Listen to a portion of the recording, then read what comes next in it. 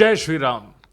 Guys, Diwali है और दिवाली के इस शुभ अवसर पर सबसे पहले तो मैं आपको दिवाली की शुभकामनाएं देना चाहता हूं और दिवाली से एसोसिएटेड एक खूबसूरत बात आपके साथ शेयर करना चाहता हूं।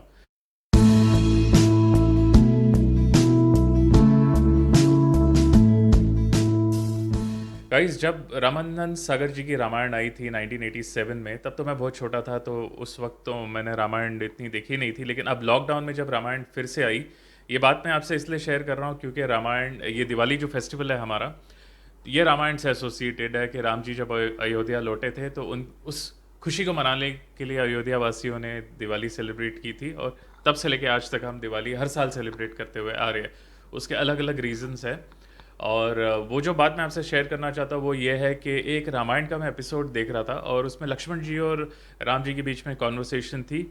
लक्ष्मण जी राम जी से कहते हैं कि भैया, ये हमारी ज़िंदगी में क्या हो गया, हम वनवास आए, वनवास हो गया हमें, फिर सीता माता का हरण हो गया और मतलब ये क्या हो रहा है, और फिर रावण से अब युद्ध हो रहा है।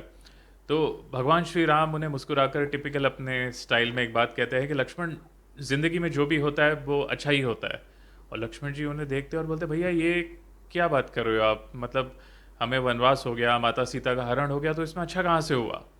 तो राम जी उन्हें कहते हैं कि अगर हम वनवास नहीं आते और माता सीता का हरण नहीं होता तो हम राक्षसों का अंत नहीं कर पाते, जिन्होंने काफ़ी लोगों को तंग कर रखा था उस वक्त।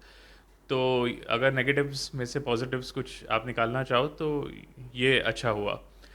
तो मैं जब देख रहा था और मैं उस रामायण के एपिसोड को, या ये जो बात, या श्री राम जी और लक्ष्मण जी में जो कॉन्वर्सेशन थी, मैं उसको एक अलग पर्सपेक्टिव से सोच रहा था, वो मैं आपके साथ शेयर करना चाहूँगा।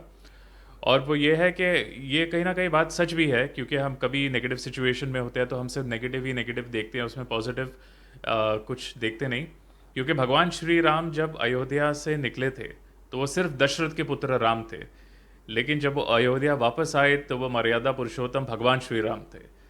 तो इसका मतलब क्या हुआ, इसका मतलब ये हुआ कि जब भी आप पे मुसीबत आती है तो दो तरह के लोग होते हैं। कुछ लोग होते हैं जो कांच की तरह बिखर जाते हैं और कुछ लोग हीरे की तरह निखर जाते हैं। तो चॉइस आपकी है कि आप किस कैटेगरी में या क्या बनना चाहते हैं। तो this is something I learn from that particular episode and I wanted to share with you. So on that note, wish you a very happy Diwali once again and I hope you are having fun as well, like I am having fun. बस इतना ही बोलना था। तब तक देखते रहिए, like share subscribe, take care, sleep well and टालियोस।